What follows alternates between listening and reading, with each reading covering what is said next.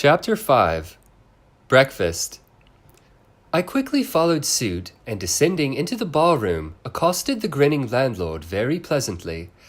I cherished no malice towards him, though he had been skylarking with me not a little in the matter of my bedfellow. However, a good laugh is a mighty good thing, and rather too scarce a good thing, the more's the pity. So if any one man, in his own proper person, affords stuff for a good joke to anybody, let him not be backward, but let him cheerfully allow himself to spend and to be spent in that way. And the man that has anything bountifully laughable about him, be sure there is more in that man than you perhaps think for. The ballroom was now full of the boarders, who had been dropping in the night previous, and whom I had not as yet had a good look at.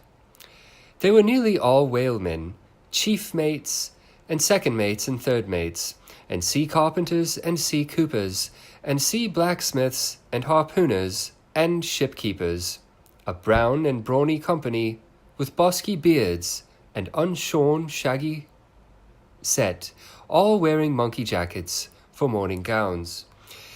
You could pretty plainly tell how long each one had been ashore. This young fellow's healthy cheek is like a sun-toasted pear in hue, and would seem to smell almost as musky.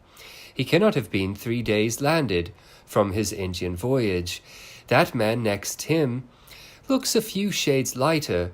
You might say a touch of satin wood is in him. In the complexion of a third still lingers a tropic tawn, but slightly bleached withal.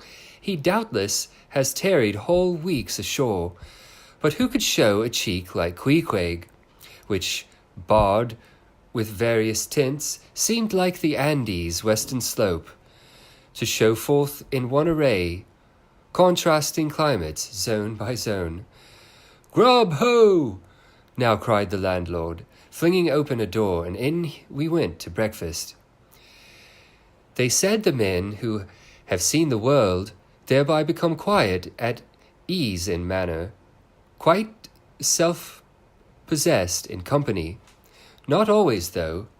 Ledyard, the great New England traveller, and Mungo Park, the Scotch one, of all men, they possessed the least assurance in the parlour, but perhaps the mere crossing of Siberia in a sledge drawn by dogs, as Ledyard did, or the taking a long solitary walk on an empty stomach in the negro heart of Africa, which was the sum of poor Mungo's performances.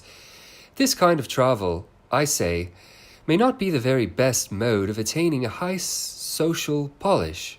Still, for the most part, that sort of thing is to be had anywhere. These reflections just here are occasioned by the circumstance that after we were all seated at the table, I was preparing to hear some good stories about whaling. To my no small surprise, nearly every man maintained a profound silence. And not only that, but they looked embarrassed. Yes, here were a set of sea dogs, many of whom without the slightest bashfulness had boarded great whales on the high seas, entire strangers to them, and duelled them dead without winking, and yet here they sat at a social breakfast table, all of the same calling, all of kindred tastes, looking round as sheepishly at each other as though they had never been out of sight of some sheepfold among the green mountains. A curious sight, these bashful bears, these timid warrior whalemen. But as for Queequeg, why, Queequeg sat there among them, at the head of the table, too. It so chanced, as cool as an icicle. To be sure, I cannot say much for his breeding.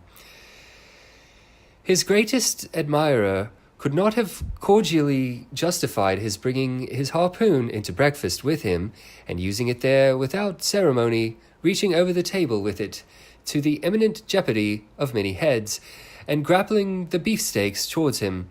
But that was certainly very coolly done by him, Everyone knows that, in most people's estimation, to do anything coolly is to do it genteelly. We will not speak of all Queequeg's peculiarities here, how he eschewed coffee and hot rolls, and applied his undivided attention to beefsteaks done rare. Enough that when breakfast was over, he withdrew like the rest into the public room, lighted his tomahawk pipe, and was sitting there quietly digesting and smoking with his inseparable hat on, when I sallied out for a stroll.